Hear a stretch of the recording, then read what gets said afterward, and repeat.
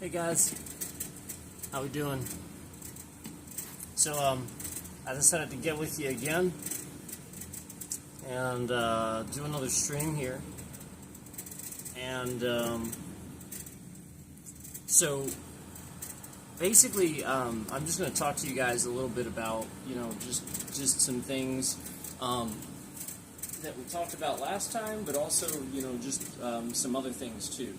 And, kind of elaborate on some of the stuff, like I said, from last time, and, talk about some, just a couple of new things here.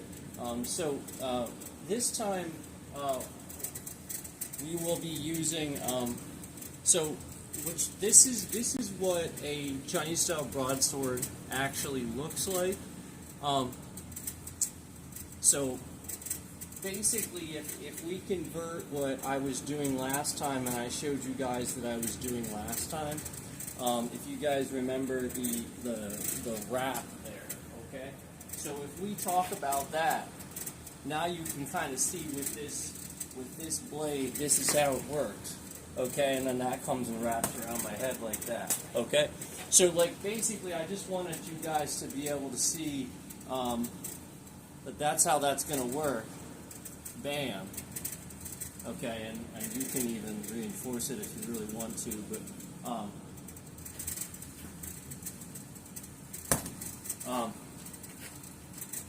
a lot of times you're going to have a shield anyway, and that's actually something I was going to talk about with this too. So we may as well start. With the broadsword. So as far as like how you're going to hold this. I'm sure people are wondering about that type of thing too.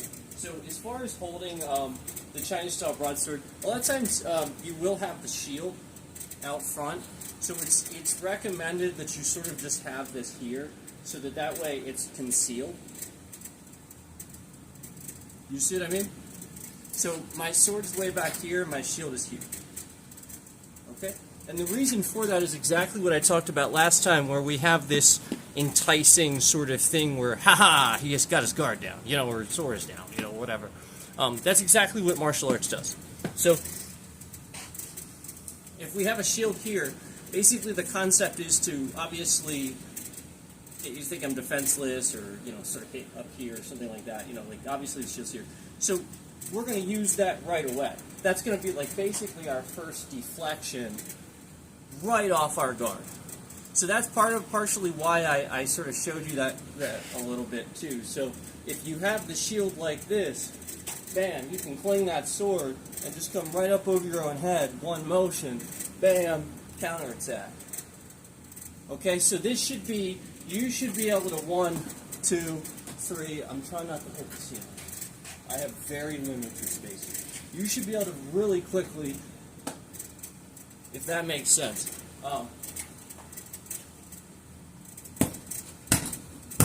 Okay, I have very limited on space here.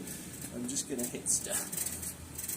So, basically, obviously, you wouldn't do this in this type of a closed space. Don't do this. If you have this type of a closed space, and you're using a sword and you're using a blade and stuff like that. What you want to do is you want to focus more on like defensive stuff, and again keeping it behind you, but sort of like reinforced stuff, using the blade to shove the person back, getting a little bit of distance, that sort of thing. It would just be more of that type of thing where you're not really using it like a broadsword, if that makes sense, because it would essentially start. You would essentially want to like try to use this as sort of like a dagger per se, kind of, like think about it like that, where you're changing it, and if you can't, then again gaining that distance where I mentioned pushing away and that sort of thing. So, also, let me briefly explain something that I explained last time. It's important to remember that with martial arts, things will be different as far as names.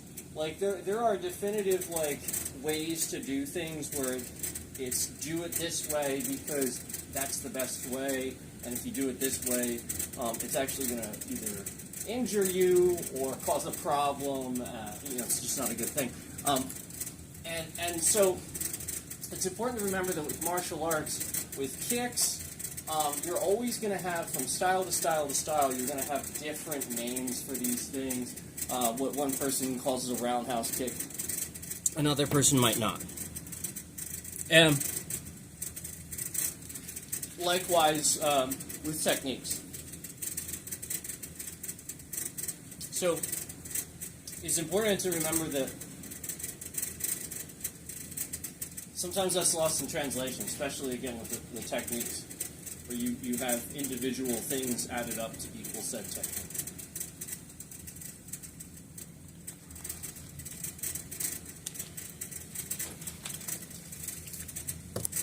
So, again, as far as doing that initial block, that comes straight up across right like that. So if I'm here and you're looking at this from the other way, bam.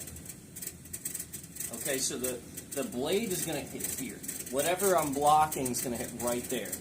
You know what I mean? Like it's coming across here or something like that. You know, because obviously he'd probably expect me to come up like this or something, come across like that. So he's not necessarily going to come this way. He's not going to come this way. Obviously this is open, so obviously I'm going to come straight across there and just learn to practice that. And then again, that deflection's all one movement, where I obviously the bag's here, so I'll go up over that. But right like that. I don't have enough to try to get enough space.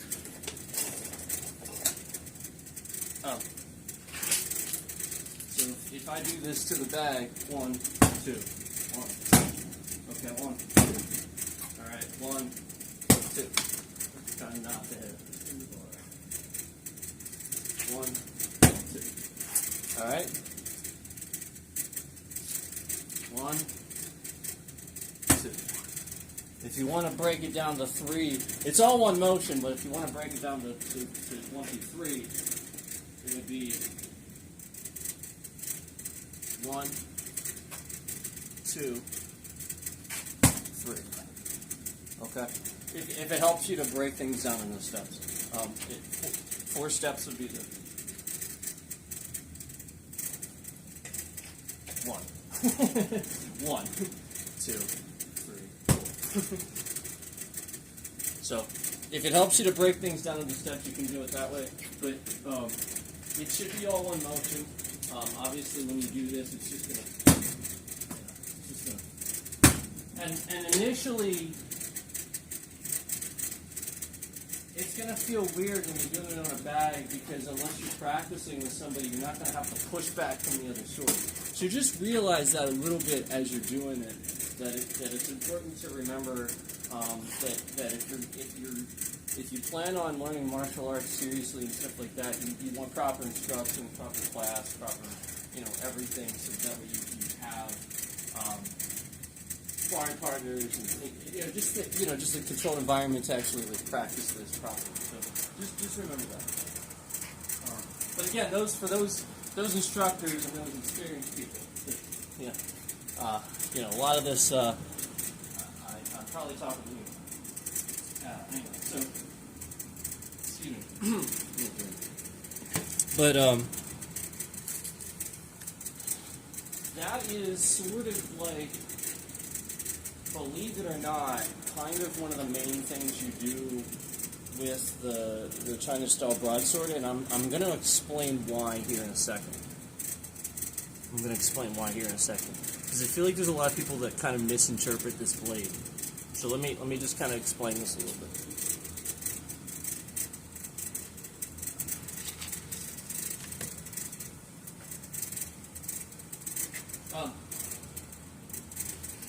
This is something to one hand. It's not a two-handed blade. Sometimes they're fitted so that you can make it two-handed, but truthfully, this is not something that you're going to use two-handed. This is a one-handed blade. Now, here is another time, again, where you would use the blade in front of you. Now I'm giving you some real good stuff here. So you better you better practice up. So if I have multiple attackers and I have somebody in front of me and somebody behind me, okay, I want to confuse, obviously, and do what I can. This is a time where I might actually put my sword out in front, and I'm going to show you right like this. Okay, right like that. Maybe shield here. Okay, maybe here. But the point is, I'm going to have my weapon out front. Okay, and I'll probably have my hand up or something like that, and I have another attacker behind me now. Okay. This is that time, okay? Because now, obviously, I have my shield. I can hit, but there's only so far I can go with that. So now I can bring the shield out for a block. I'm gonna deflect up with the arm, and then I'm already getting attacked probably. So, bam. Okay, and then I can come back up. Bam. It is intended for spinning.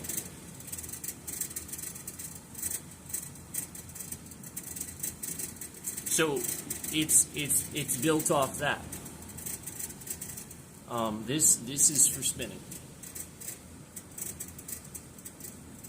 So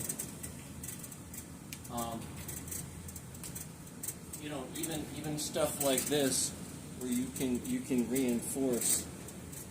Okay.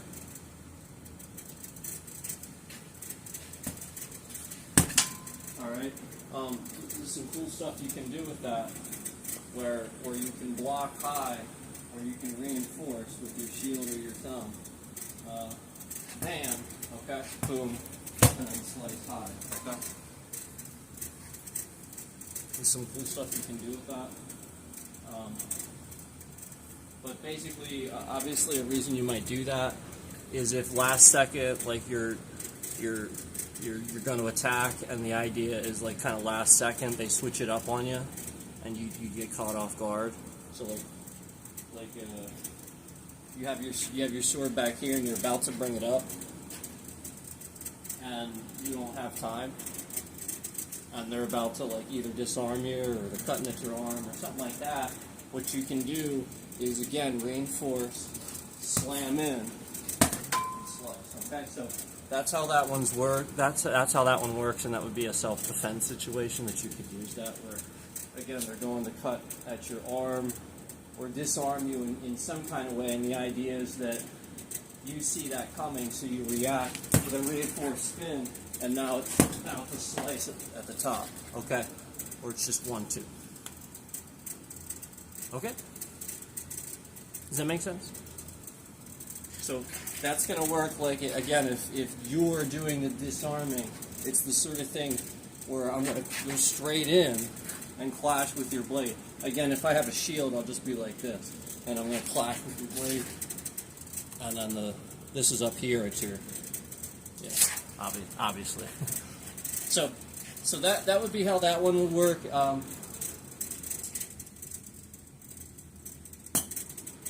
So there you go. There's a freebie for you.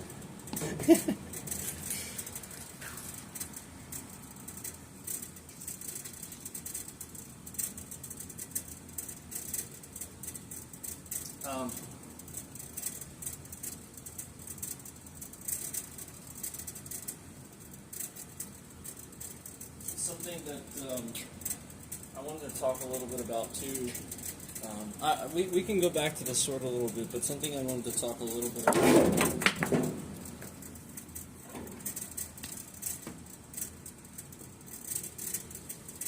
I wanted to talk a little bit about was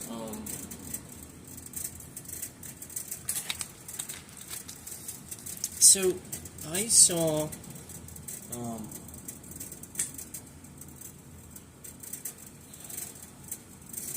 you guys know this. I like to help out. Okay, so this is going to be for those who like law enforcement and stuff like that. Okay, so not that this is going to happen all the time, all right? But if it happens, okay, I'm going to give you an if it happens, okay? Because you know, I mean, I've seen the cam, I've seen the body cams of a situation not too long ago where somebody, unfortunately, the cop made the decision to get in the car when the guy was starting it and taking off on him, and he just sort of kind of got in the car. So obviously it's a bad situation, but he made that decision and it happened, and the guy took off, and the door shut, and he's just speeding down the road. So if this happens, I'm going to give you just something that will work, and you have to do this quick though. You have to do it before he accelerates, okay? So if you know he's going to do it, like he's about to turn the key and you have time to react and you have time to quickly get in there and do something about it,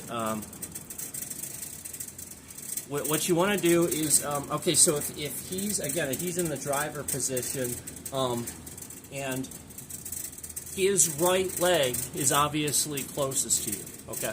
His right leg, okay? So just remember, we're talking about his right leg, okay? What you're going to do is you're going to grab. Now, if he doesn't have a pant leg, we can talk about that. If he's not wearing pants, if he's wearing shorts, we can talk about that. But this is, a lot of guys wear jeans, like jeans and stuff. So what you're going to do is you're going to grab his pant leg. You're just going to pull. Just pull. Right at his kneecap. Just pull up. Just hand, flat down, grip the fabric, and pull on it, okay?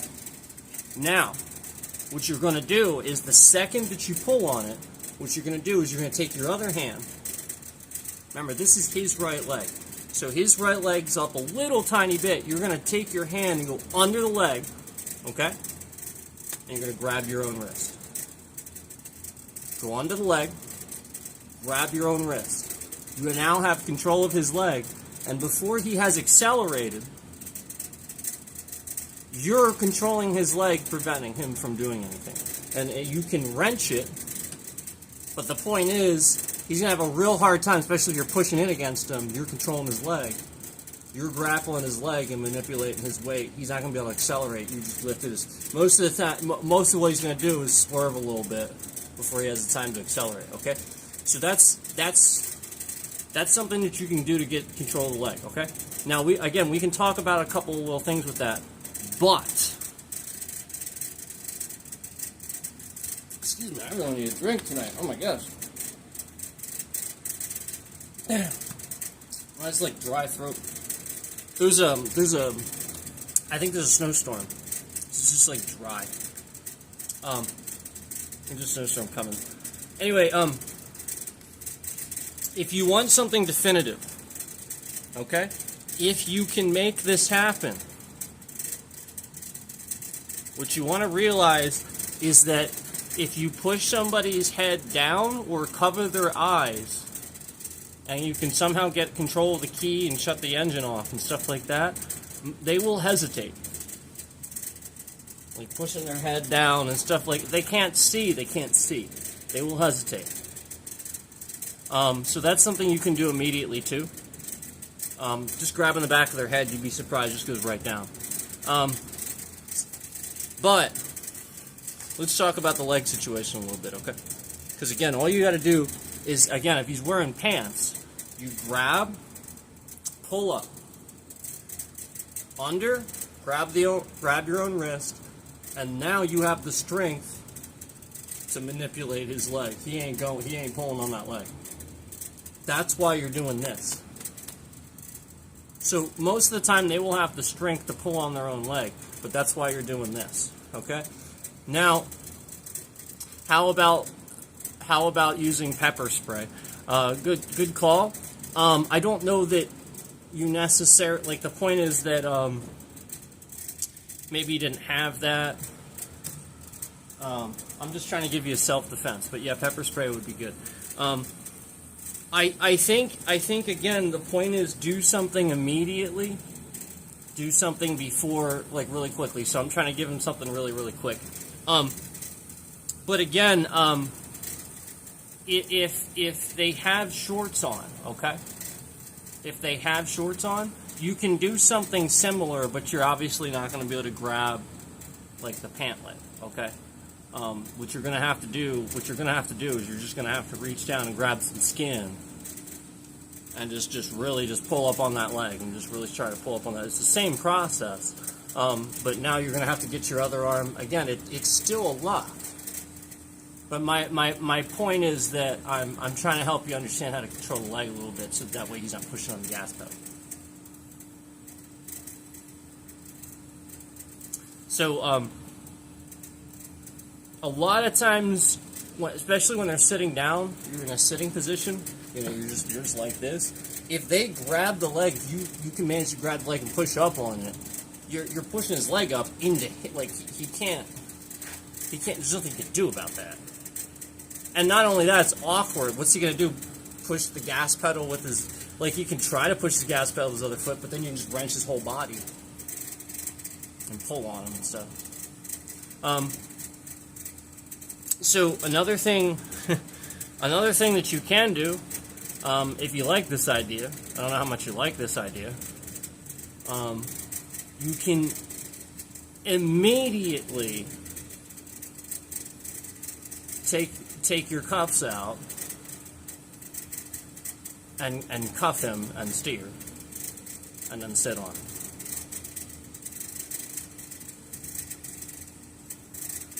I would personally just sit on and take control of the vehicle.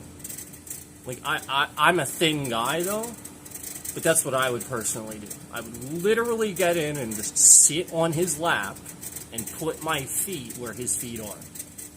And I would elbow him in the face and stuff like that.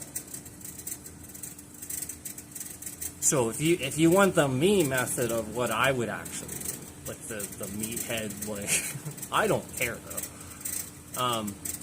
I was just trying to give you a more controlled way of doing it. Obviously, if he's pulling away, don't get in a car. That's what you do. I'm just trying to also give you, if this does happen.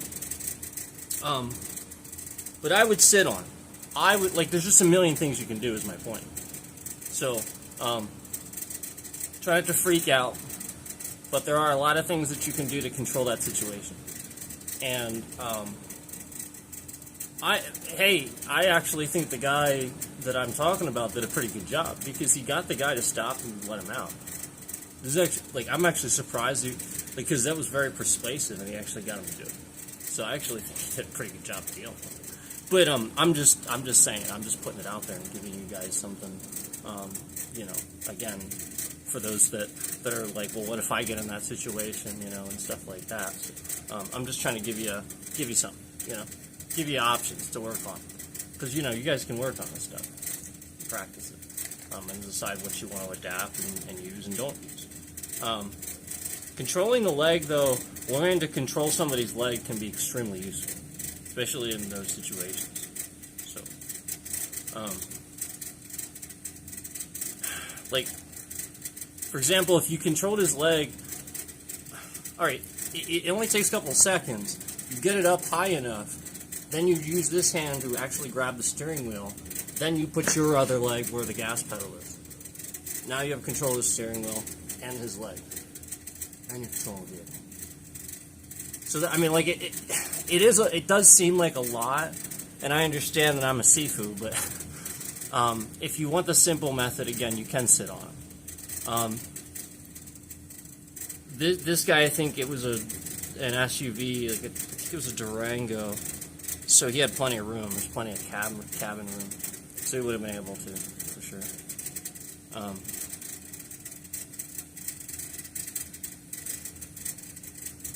No. Seatbelt won't work. Nope, don't use the seatbelt.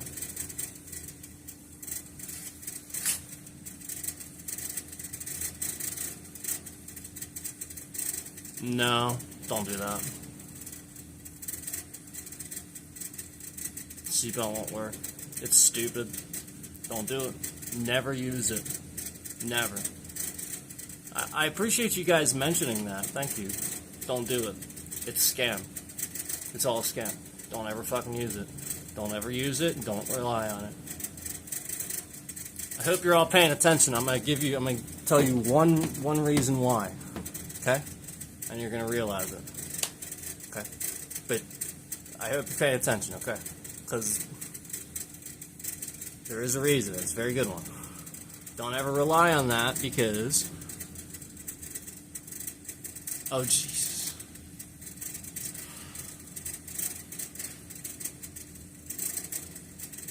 Like, alright, like... I understand the concept is cool, but don't rely on it. It'll never work. Don't rely on it. Do you know why? Because the seatbelt's going to lock up. All it takes is for that seatbelt to lock up once, and there goes your little technique. Boosh! Ah! I mean, that's what seatbelts do! You try to yank on them, you gotta... What? This is the most absurd thing I've ever heard. The whole thing is a scam. You can't do it. Can't do it. Don't rely on that. That's absurd. That's like saying, I saw this one self-defense too, where the person was like, just do this with the seat if you have somebody behind you, and then like they recline the seat so fast they hit them, right? And the person's like, and then it's like, boy, wouldn't that be nice if, again, some people didn't have electric seats where, you know, you just hit the button and it's like, So that theory sort of kind of goes out the window a little bit. Yeah, I'm sorry. I'm not trying to be rude, but that's more just for the art of it looks cool. And respect to them because, you know, they clearly know enough to do that, but it would never, don't rely on it for self-defense. For the same reason you wouldn't rely on karate. Because it teaches you wrong. U.S. American karate. It's just not self-defense. Like, basically none of it is. Sorry. I literally was in the tongue sudo thing when I was younger, and they don't teach self-defense. They teach it wrong. And you'll quite frankly get beat up. You will just get clobbered if you think you're learning self-defense. Somebody that's bigger and stronger than you, you'll just get clobbered immediately with that stuff. So I'm just saying.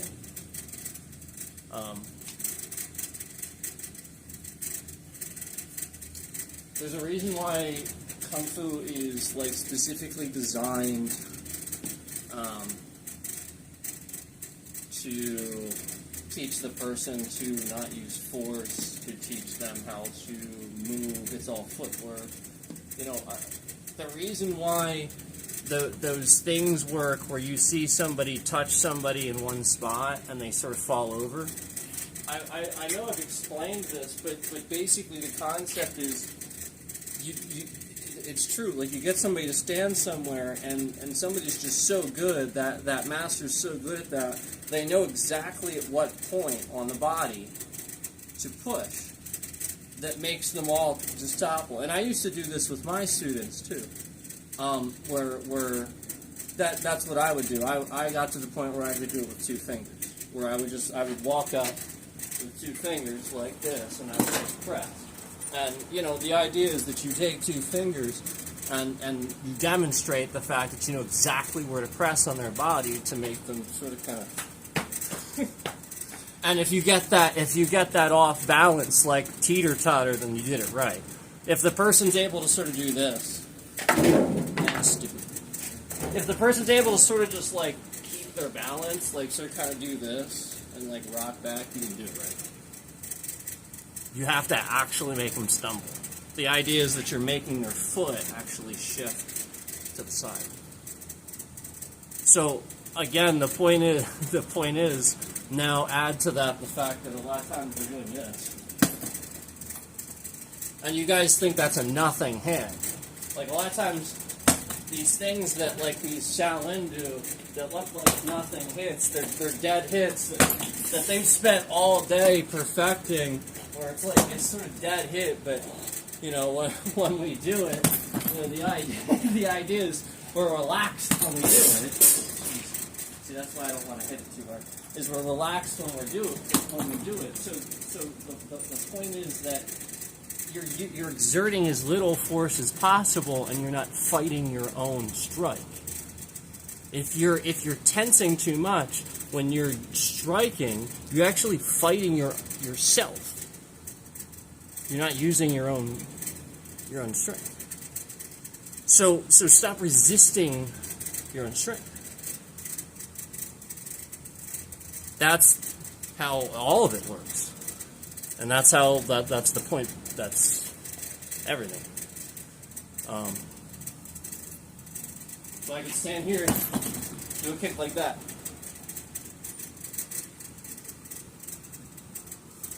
Because I'm not tensing. I'm just relaxed. So I know how to do it. That's the point. There's a technique. There's a technique to it. Is a good boxer somebody that's really super big? Does have really heavy hands? No. And I think boxers will tell you that too. Most of them, the heck they're talking about. Nope. Somebody knows how to punch. Because if you know how to punch, you know how to roll, you know how to avoid one, and you know how it works, and you know when to throw it. A lot of it's timing, because again, that's the technique. Yeah, it's all about how I'm standing. I know you guys can't see my feet, but it has everything to do with footwork. That's why when I do that, you have to understand, it's the same thing with a punch. When I'm doing that, I'm immediately doing this. Like it's literally a use of my feet, of my legs. So most of the time when you see a ridiculous stance like this, and I'm moving, I wish I could, you know, like they do something like this, you know, it's like. Dude, if you actually did that to me, I would literally run at you just full force. And then you would fall over because you're already in the stance, you freaking idiot.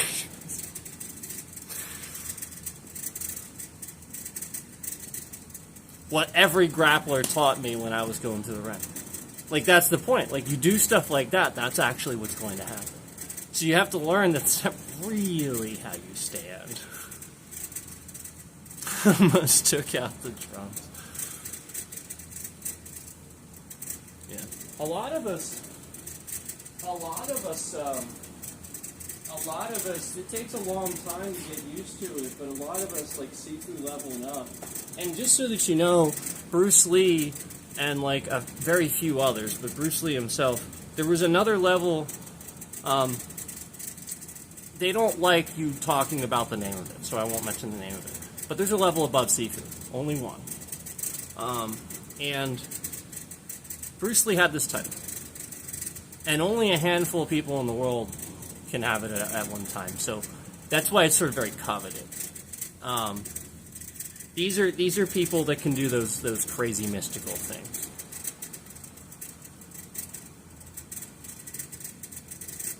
Where like just insane stuff beyond what a normal human could do.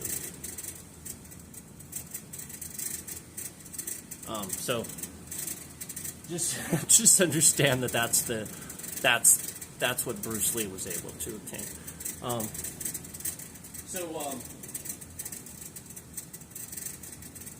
You know, I mean, like.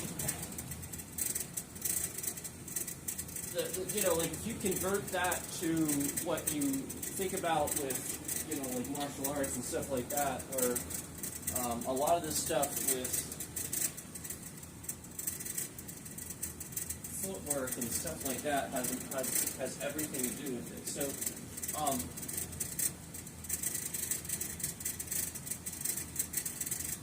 for example, one of my favorite things, you know, again, is that those of us who get to a certain level, it's fun to have the comfortability when you spar somebody. A lot of times, if I'm actually serious, I'll stand like this. I will bow in, and I will tap the gloves, and I will literally stand like this. Because it's sort of arrogant, it's sort of enticing, and it often actually almost gets them irritated, but it's very enticing, and they often underestimate your ability. So, but again, that's the point. You do have to have a lot of confidence and audacity to be able to stand like this. So, obviously that's. But I've seen that. I've actually seen that with a few Sifus now, where I thought it was actually just like me and my instructor, but I've actually seen it with a few others now where they do that too, and it's like, okay, it's like, so that's just what it does at a certain point once you understand things.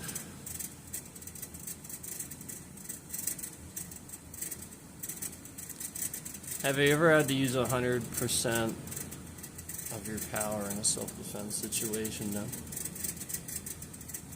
No. No. Mm-mm. Thankfully.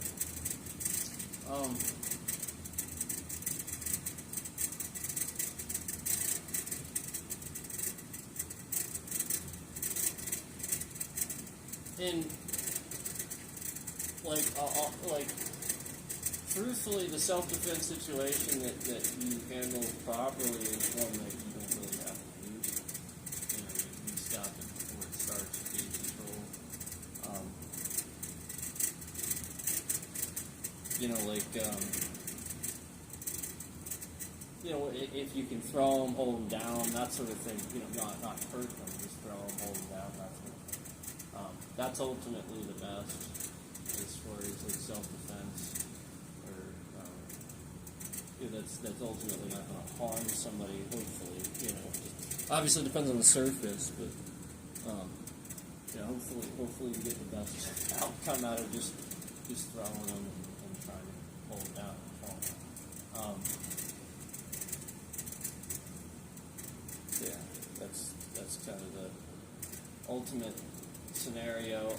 When I'm teaching self-defense, I try to remind people that if you don't know anything and you're not a martial artist and you're just learning, it's important to remember that in any self-defense situation, you just try to run. Okay, like unless you can't, obviously if you're talking about a gun, you always give them everything they want. Okay, obviously in that situation you do what you know. If you don't know anything and stuff like that, you give them what they want. But again, if you can run, you'll get the hell out of there. If somebody has a knife and just run. Okay?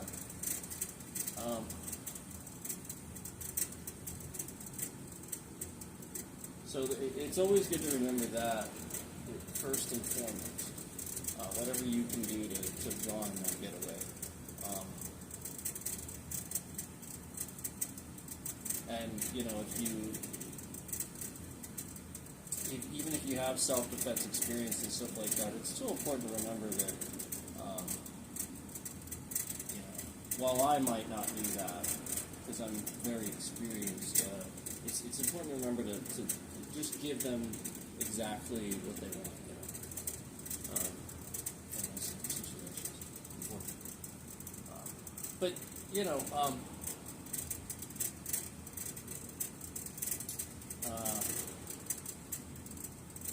a lot of times people underestimate certain things. For example, I can't tell you how many times I saw a cop or something like that, you know, like not just a cop, but somebody in a situation where somebody was getting the upper hand, and easily they could justify the force, easily. And all they would have had to do was, you know, a quick groin kick or something like that. Don't forget that. I mean, like, that there is nothing, especially for a guy. I mean, like, they're fighting you, and all of a sudden you just kick them really hard in the balls. They're going the fuck down.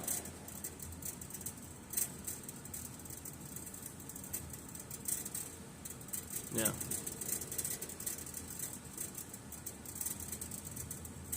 Yeah.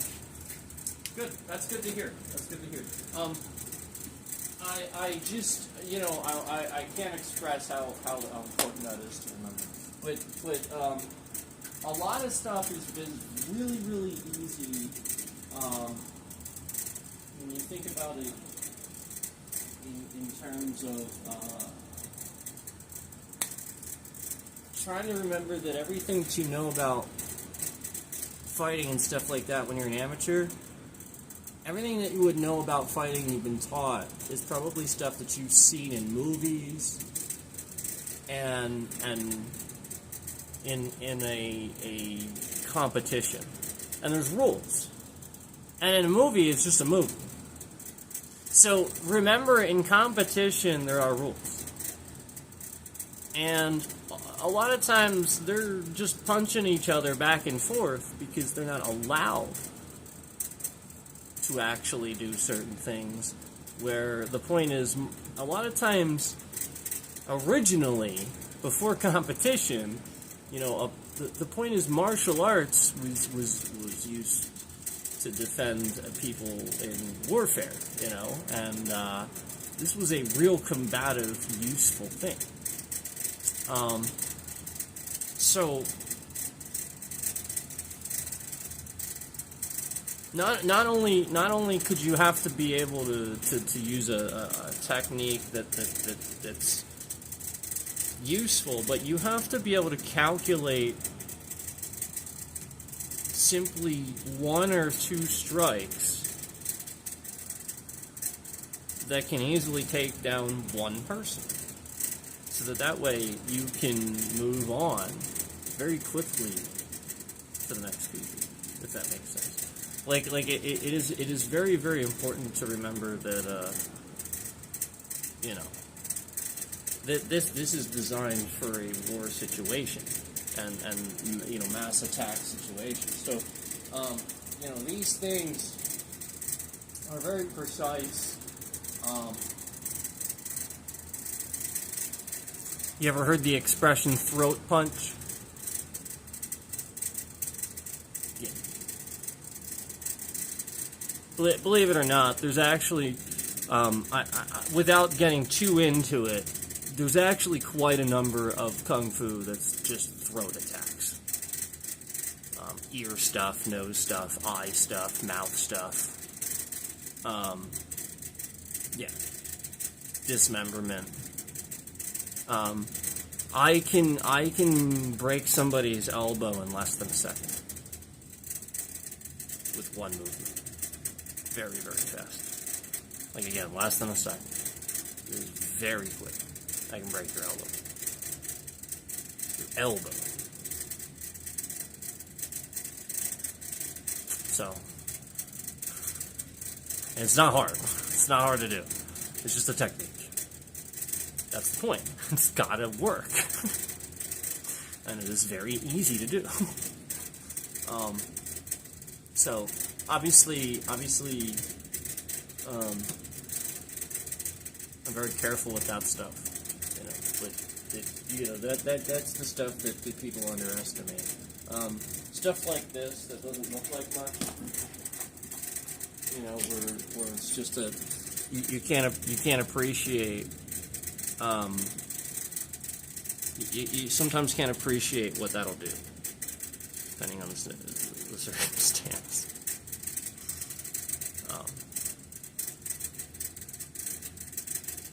But yeah, anyway,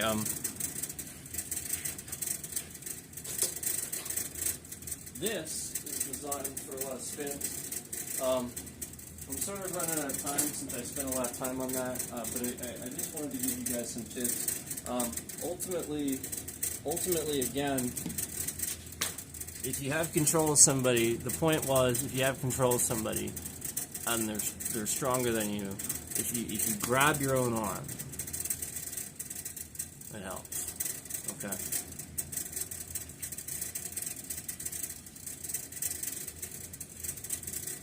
So, let's go ahead and give you guys like one more little thing here. I'm going to go ahead and just show you really quickly how to deal with like a normal move set here, okay? So as far as using the broadsword is concerned, a lot of times what you want to remember to do is, this is a multiple attacker thing, and it's something that we use with spins a lot. So what you want to remember to do is that this is a spinning thing. So actually, I don't have the space, unfortunately, for this, but if you have a shield in this hand, what's cool about this is you can really just kind of spin and come straight down. Just going right like that. And you can just continue to follow up with that. I don't want to go too fast with this because I am lifting the sword up over my head. I'm actually adjusting so I don't hit. You know, obviously the idea is that you're spinning and coming down and using the shield to deflect down and then just continuing to do that spin. That's always a fun one to do. I enjoyed... So another really fun one too is when, alright, so if I have my sword behind me, like I said, you sometimes will see this where you can have the sword here. So what you can do is you can already kind of put it up there and do it like that, which sometimes I'll actually do. It's fun to kind of do for your guard. So what I'll do is I'll have my weapon already up here, okay? And then, you know, a lot of times what's really fun about that is again, if you have the weapon up here, you can make a different decision, okay? And I like different decisions. I like making different decisions. I like that. So what I mean by that is, if I'm here and I have an attacker this way, what I can do is at any point I can step forward and I can attack this person just like you'd expect. You know, whatever I decide to do. You know what I mean? You know, it doesn't. You know, whether I'm forcing them back or I'm just. You know, whether I'm forcing them back like this or I'm just, you know, directly doing a slash like that. You know, whatever it is, I can do that. Or because I have my blade up here, the point is, now it's up here, I can sort of just decide to block and then slice this way. So basically, I can come into this person and still block and maybe even slice a little bit, but the point is I'm going to be coming back and attacking this way, so it's like I can change my mind about what I'm doing. Where I'm doing this, I am attacking this way and doing that, but because I have my sword here, and I didn't bring it up from here, it's from here. Does that make sense? Now it's set up for me to make that adjustment versus bringing it from here. I would have to change the movement and how I do that.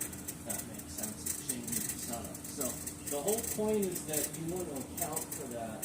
And so the idea is that if you can set it up beforehand and entice it, then it'll stick. There it is.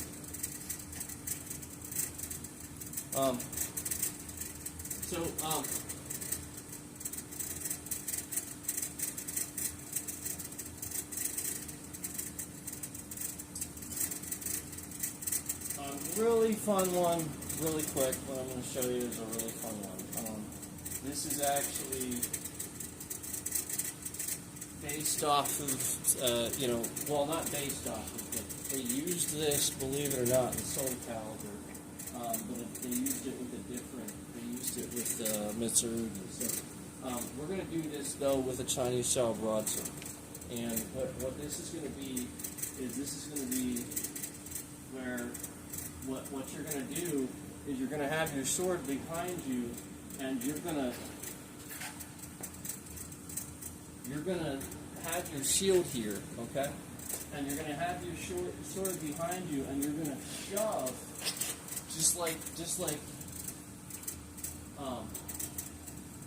if you were like to do a stab like this or something like that. What you're going to do is you're going to take the back of your blade like this, and you're going to kind of shove, like the hilt into you're not really pushing, you're sort of just bracing, and you're going to shove with the front of your hand, then backward, and then basically in the same motion, you're just going to come straight up with your shield.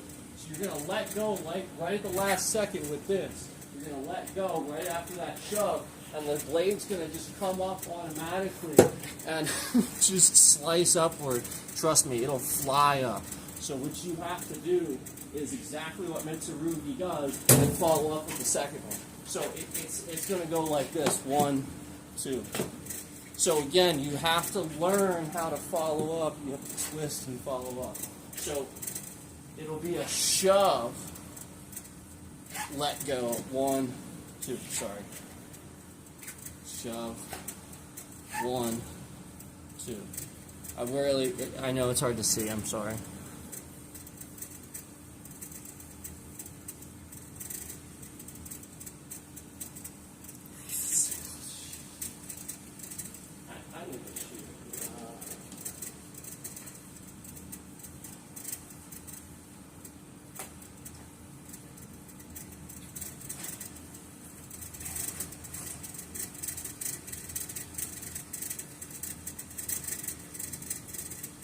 This is my shield.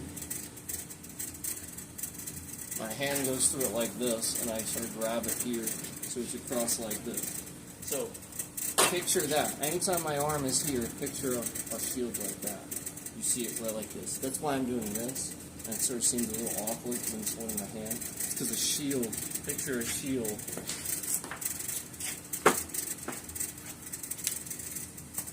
Right like that. Okay. Alright. So that's what we're doing now. So it's shove, okay? 1, 2. Alright. Shove, 1, 2. Alright? And these I'm doing this basically. It's this, except up. So practice that. Okay. Practice. And you want the blade to come all the way across. All the way across. All the way. A lot of that's about lifting the elbow.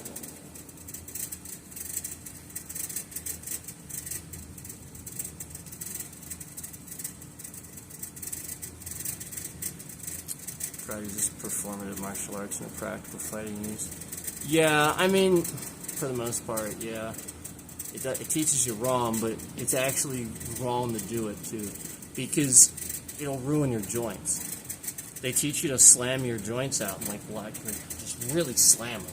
I'm serious. They tell you to literally like Kia really hard and lock your. It's gonna destroy your joints. It's just unhealthy. It's wrong. So it's just every part of it's wrong.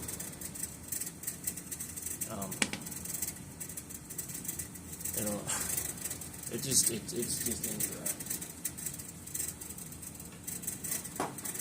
But I mean, like, I'm not saying karate over in Japan. I'm just, or even Korea. I'm just saying karate here, karate in the States. I can't speak for karate in any other country. Okay, but in the U.S., whenever I see karate, you know, like Tung Sudo and Taekwondo and stuff, and just some fat guy that's a black belt. You get what I'm saying? This stuff. That's fake, not real. No, zero, nothing. This, I've already explained it, but this is wrong. It's this. It's this. It's not this.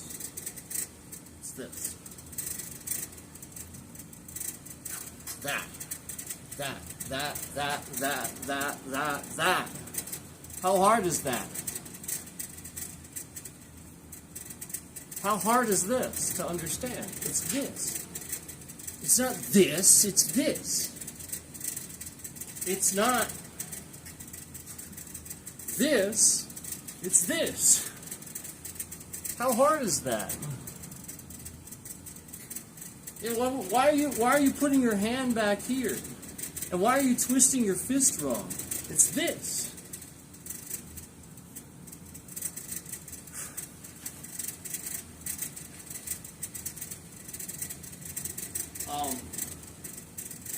So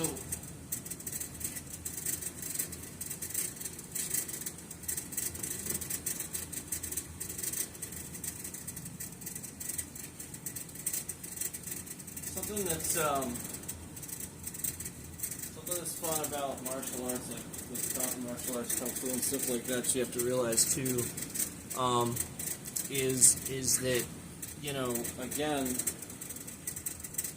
a lot of this stuff really is just about picking a line, a straight line. So if I'm doing a block, and you know somebody throws a strike, you know, it's just about, you know, picking a quick straight line to hit that arm right where I need to hit it, and bring my hand back quickly. You know, I don't want to be leaving my hands out there and stuff like that. You know, again, just as little effort as possible.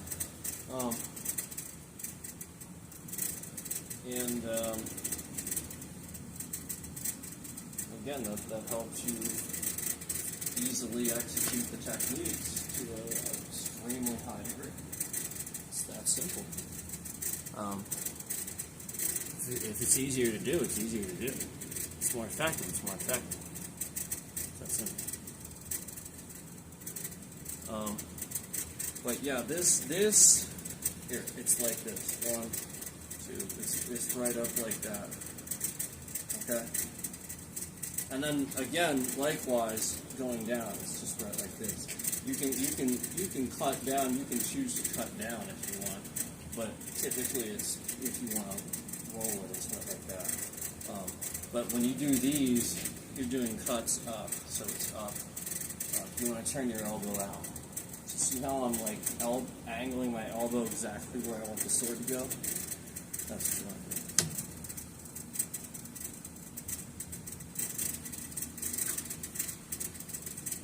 So,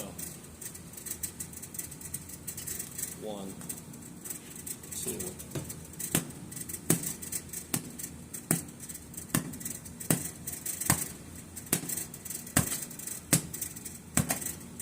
Okay, see what I mean? 1, 2, 1. And then, you know, again, likewise with this one, we're just swooping down. Okay, but I want to, it's going to be a bit weird with the thing in there, but, you know, the idea is you want to get to the point where you can whip it around. And that's the unfortunate thing with these practice swords is that when they're plastic, the things oftentimes are going to go flying out of your hand as soon as it gets to the point where it's like, you know, sweaty and like literally this thing. It's like it's designed to roll out of your hand as soon as it's sweaty. You know what I mean? So what you want to remember is that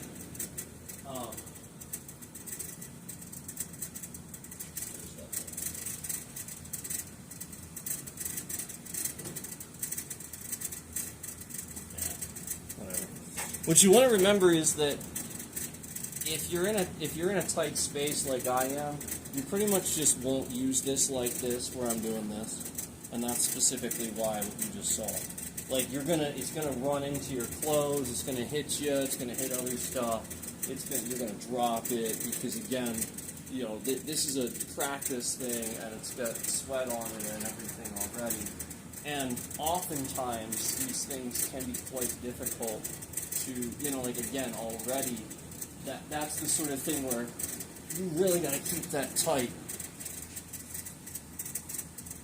So I just see how my hand's sliding already. It literally is just so sweaty. So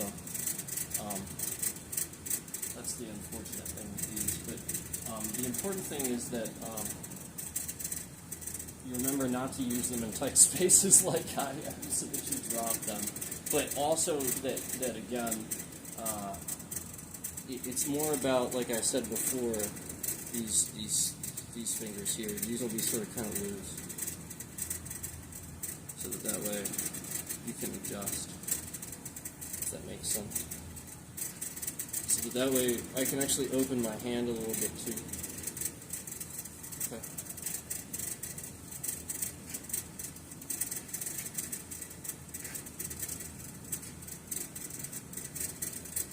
Makes sense. And yeah, again, it's a very tight space. I don't want to do it too much because I'm just going to end up losing it again with a little sweat. So I'm probably going to get going here soon, but let's work on one more thing here. Let's work on one more thing here. Now,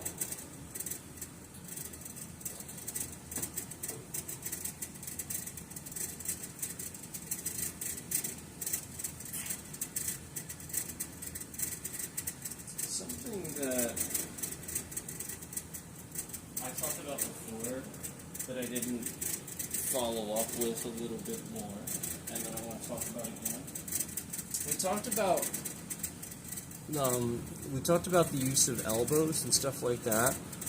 It's important to remember that law enforcement and whatnot, these are extremely useful to you.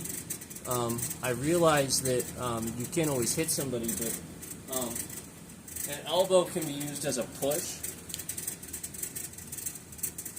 And basically what you want to do is so like, you know, as we're coming across here, the idea is that oftentimes people get locked into just thinking that these things are strikes and stuff like that.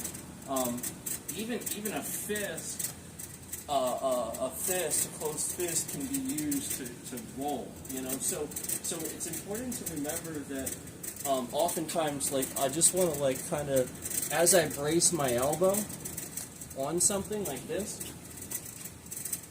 what I kind of want to do is I kind of want to hook my hand a little bit.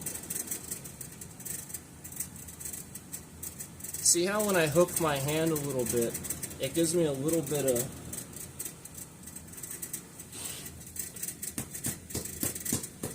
Can you see that down there? Can you hear that? I can sort of brace down here. That's what I really want to share with the cops. If you're bracing with an elbow, it's really important to remember that you want to keep this hand available here for control. You can grab a shirt. You can grab, so a lot of times you can grab the shoulder and pull, okay, and pull and get them, like, you know, again, you know, to the point you can cuff and stuff like that. You grab a shoulder and pull and spin them around. So, like, that's the point, is if you get the elbow up here, okay, and then you can grab the shoulder and kind of pull them, okay.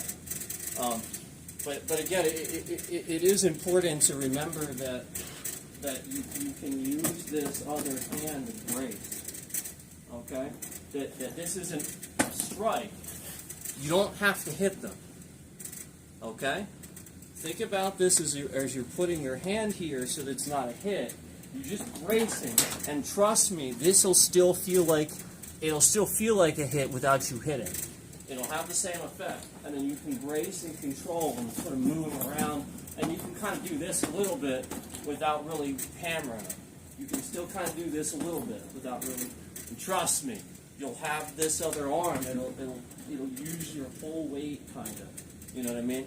So just realize how well that's going to really work out if you use that properly. And again, that's the position there.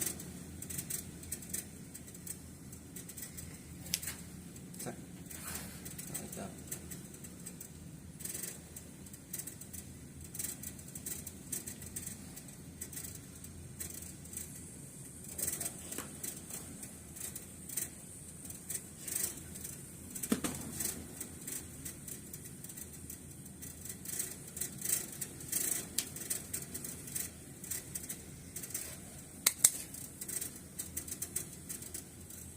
So, this can be used the other way too, and very easily switched. So that's the last thing I'm going to show you, is it's important to remember that this can easily, when you're here, you switch right to the other side.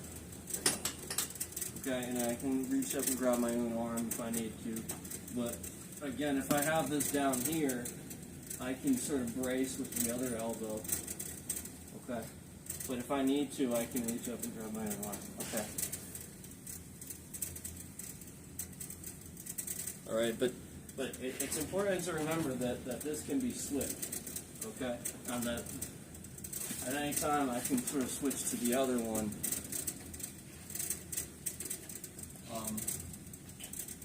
Works interchangeably, especially like that close and stuff like that. So it's just remember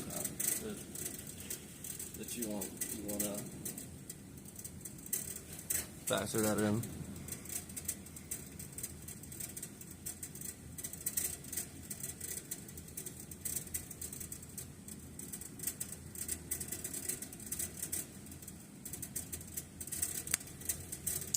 All right.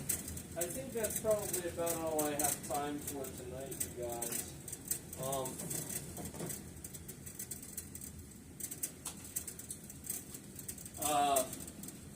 I would just recommend that you get a proper, again, you're going to learn martial arts. You get a proper instructor. You learn with somebody in front of you that can give you proper instruction right in front of you. Okay? I cannot do that through the internet. A lot of what I can give is tips and just demonstrative quality things that you can take if you have prior training and add to that training. That is what a lot of this is for. It is not for beginners, okay? So, just like with the stuff where I'm helping cops out and stuff like that, it is important to remember that it's for cops and not for people that aren't trained to, use that stuff and all that. So it's important to remember that.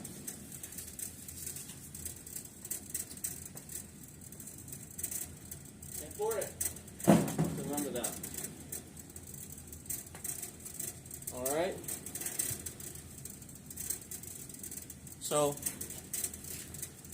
probably gonna get going, and remember that a lot of this stuff, it's just like I said, it's just for you to add to what you might already know. And I'm not necessarily saying that you're going to understand it every single time, because some of this stuff, like I said, comes from years and years of practice. But hey, if you do, great. I'd love it. So, I appreciate you guys watching. I appreciate it. I appreciate the views, and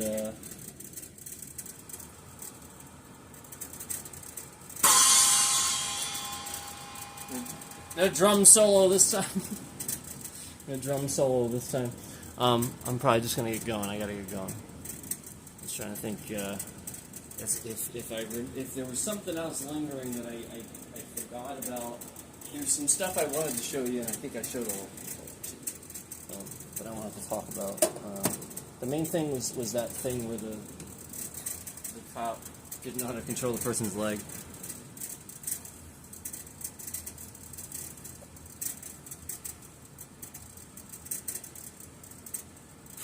Is that an arcade in the background? Sweet. You know, it's funny. I streamed that, and YouTube hid all the views and acted like I don't have an arcade right here that works. I literally streamed that, and YouTube sat here and hid the views. I even beat the thing, too. It's Mr. Driller. It's Namco.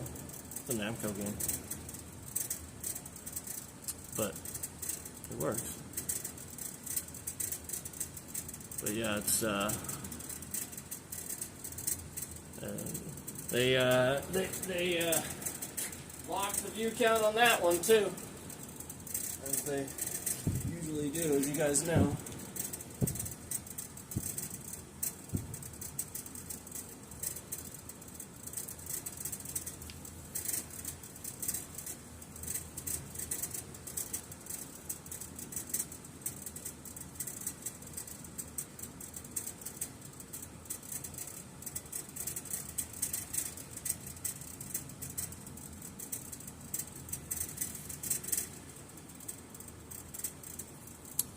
I forget what I called it. My fault if I labeled it something stupid. I'm pretty sure, I mean, maybe you can find it under Mr. Driller. Hopefully you find it. I appreciate it. But yeah, like, I did play it. Obviously I did what I could, I just have to film the screen. There's an old CRT. I mean, obviously it's a CRT. It's obviously it's.